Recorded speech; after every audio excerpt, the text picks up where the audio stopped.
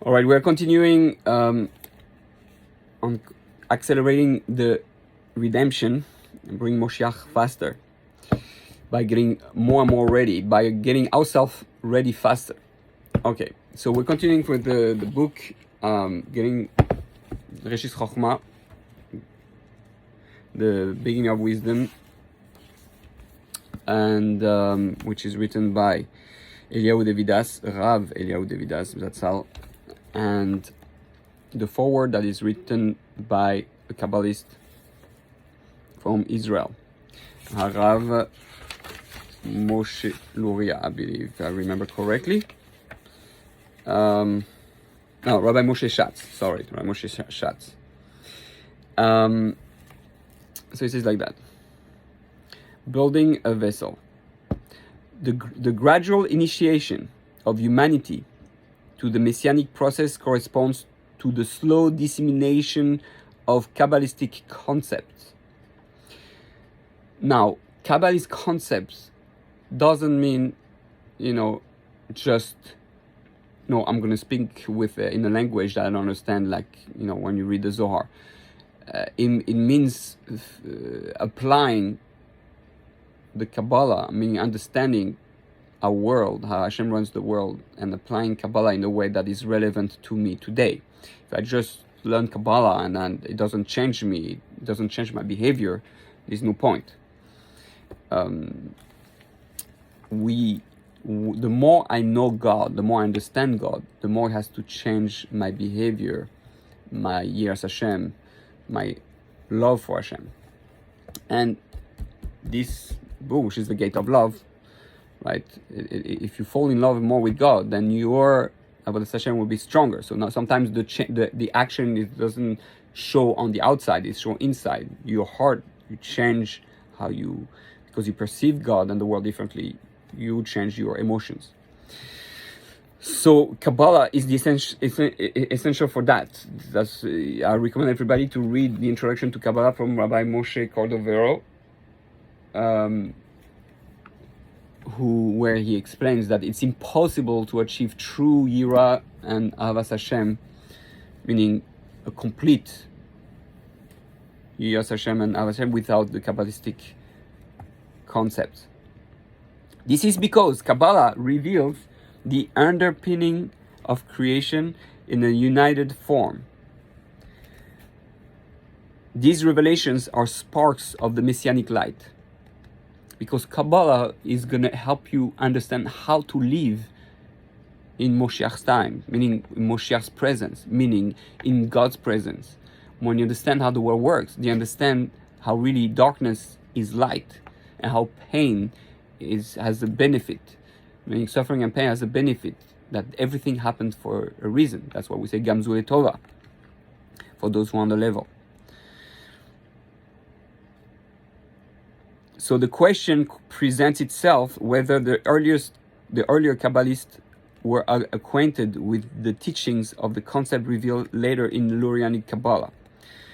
Rabbi Moshe Cordovero was teaching Kabbalah in Tzfat in the traditional way until the Ari came, revealing a totally new dimension to Kabbalah. That's why there was a split. Some people disagreed with the Ari, but overall, most have agreed that the Ari was the next one, meaning was the next stage of Kabbalah. This was an evolution of Kabbalah from all the way till the Ramak, and then from the Ari and on. The Ari points out, as Roy Chaim Vital writes in the Etz Chaim, Ramban, Nachmanides, and his study partners, as well as the early sages, as for instance Rabbi Nehunya ben Hakana, the author of the Bahir, which is one of the second or third most important work of Kabbalah after Sefer Raziel, Sefer Yetzirah. It's also understood the meaning of the concept of Partzuf Gestalt. The early sages did not speak in the terminology of Partzuf Gestalt because the messianic light of Partzuf did not begin its influence to this world until the time of the Ari.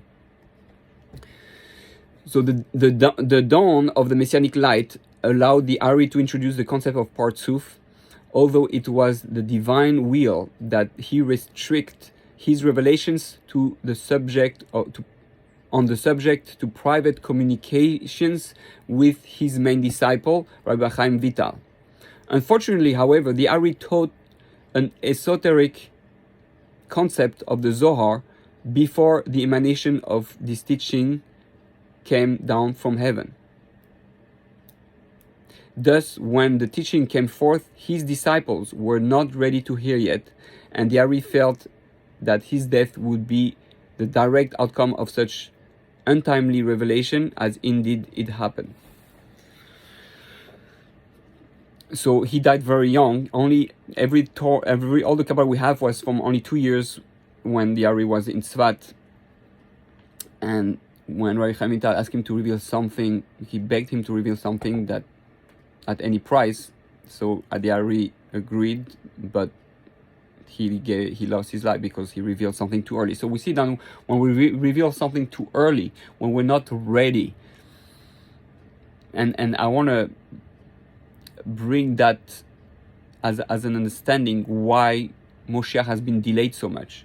Because if Hashem reveal himself now, or reveal Moshiach now, and I'm not saying we're not ready, but I'm saying that's why we have been waiting. And what is Hashem waiting? What is Hashem waiting? Because really, if Hashem will not wait, we will not be able to take it, and we might have to die, so to speak, I don't know, spiritually, physically, emotionally, from whether it's the busha or whether it's from the intensity of the light, because it's beyond us. It's like you have a trauma, you have something so intense happen, and you cannot live with it.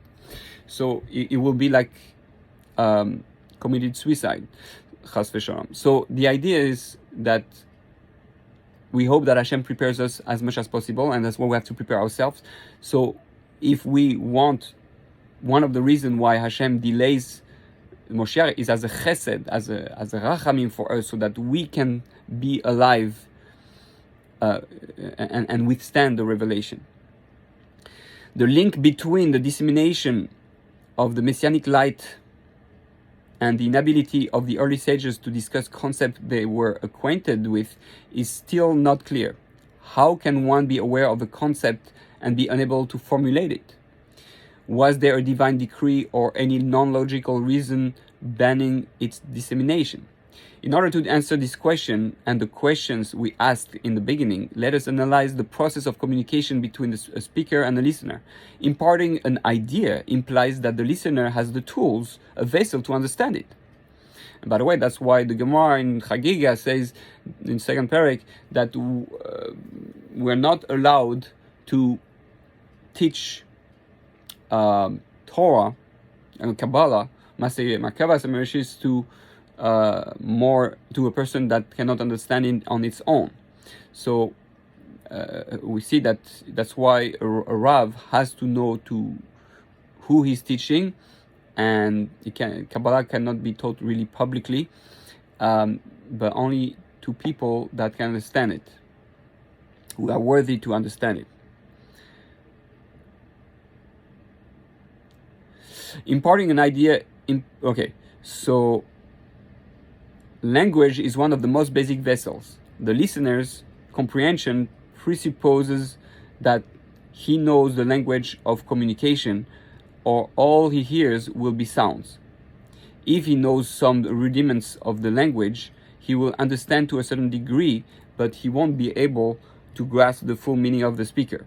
A vessel may only contain the substance poured within it according to its ability to do so. In this case, the substance is the thought imparted,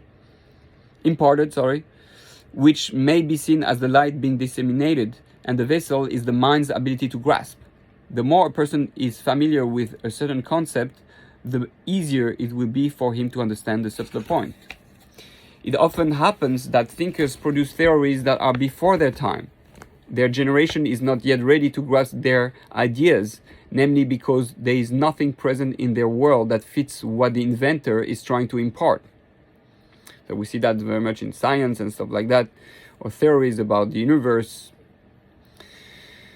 So as a result, since the people lack the vessels to understand, they are apt to reject his message. At the beginning, people rejected the fact that the earth is round. Then